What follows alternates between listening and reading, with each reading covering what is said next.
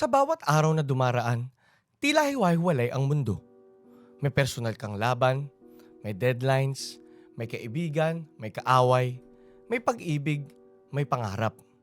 Sa kabilang dako, may galaxies na milyong-milyong light years ang layo, may ancient civilizations, may global economy, at may climate change. Parang walang kinalaman ng isa't isa, di ba? Pero may isang katotohanang matagal nang sinasabi ng science, psychology, philosophy, at ancient wisdom. Ang universe ay hindi gawa lang sa mga bagay. Ito'y gawa sa mga ugnayan, patterns, at ratios. Sa geometry ng existence. Kapag naiintindihan mo yan, biglang nagkakaroon ng sense ang buhay mo. Hindi ka lang basta nag-e-exist. Bahagi ka ng mas malawak, mas komplikado, at mas maganda na kabuuan. Ang universe ay hindi random. Ang galaxies ay clustered, parang neuron sa utak mo. Ang mga sanga ng puno ay kapareho ng branching ng mga ilog at ng lungs mo. Ang kidlat ay may parehong fractal pattern sa mga ugat mong dinadaluyan ng dugo. Ito ang prinsipyo ng fractals at isa rin sa basic concepts ng sacred geometry.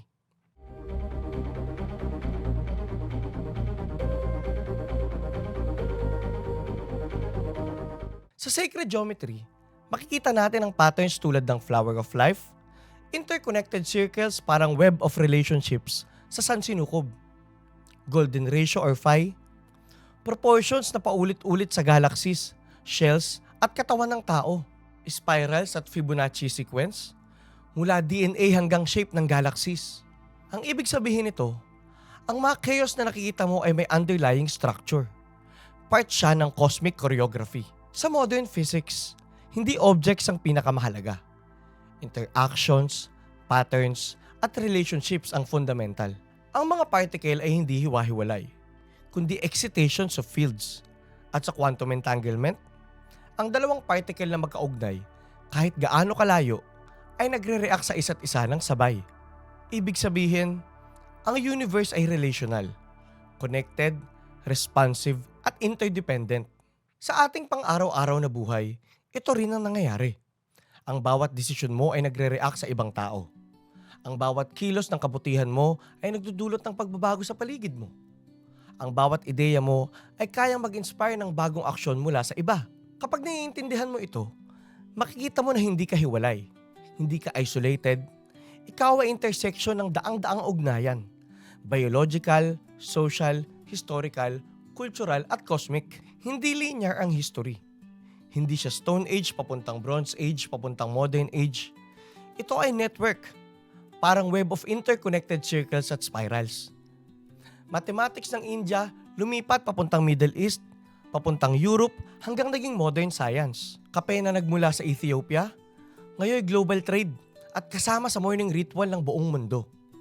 Filipino language, pinaghalo ng Malay, Sanskrit, Spanish at English. Ang bawat innovation, bawat migration, bawat ideya, intersections ito ng cosmic pattern. At sa sacred geometry perspective, ang history ay parang flower of life. Bawat node may epekto sa buong network. Isa sa pinakamalalim na insight sa science, parehong patterns ang makikita sa maliit at sa malaking lente. Spirals, nandyan ang galaxies, DNA double helix at shells. Hexagons, makikita mo ang honeycombs, carbon molecules, crystal lattices, at magkakadikit na bula.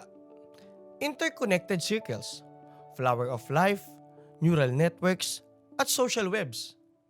Ito ang relationships.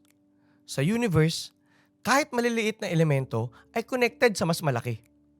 Ang galaw ng isang particle ay may epekto sa system. Ang galaw ng planeta ay may epekto sa klima at tides. Ang galaw ng tao ay may epekto sa pamilya, komunidad at kultura.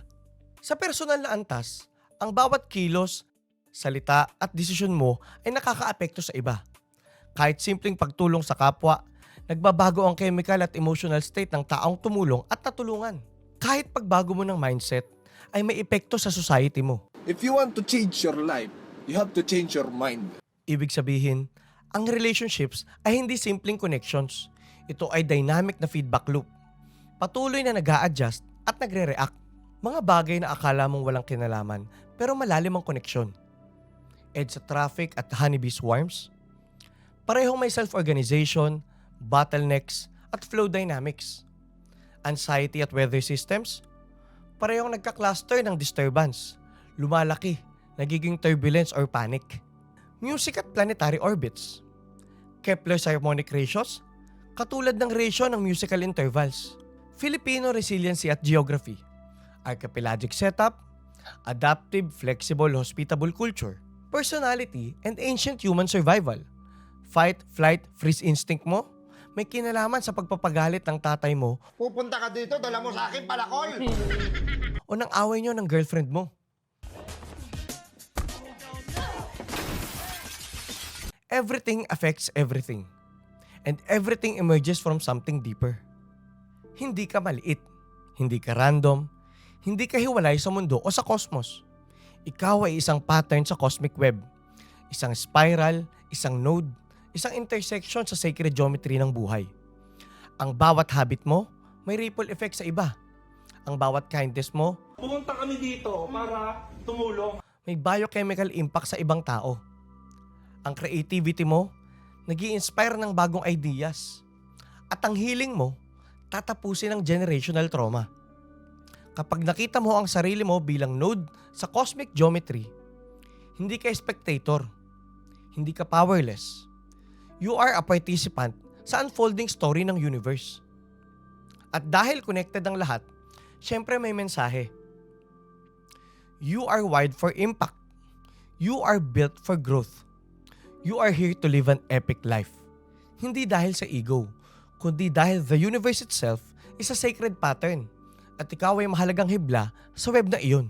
Are limitless.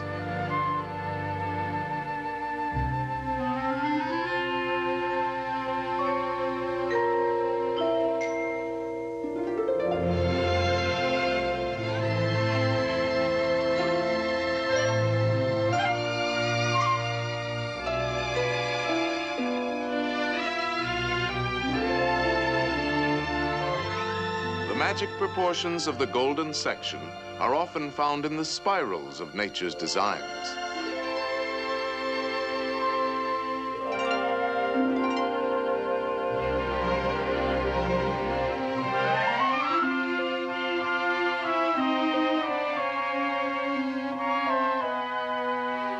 The profusion of mathematical forms brings to mind the words of Pythagoras. Everything is arranged according to number and mathematical shape. Yes, there is mathematics in music, in art, in just about everything. And as the Greeks had guessed, the rules are always the same.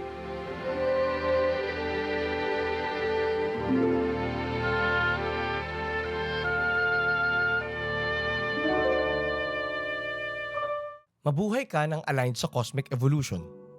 Live consciously, live boldly, live connected.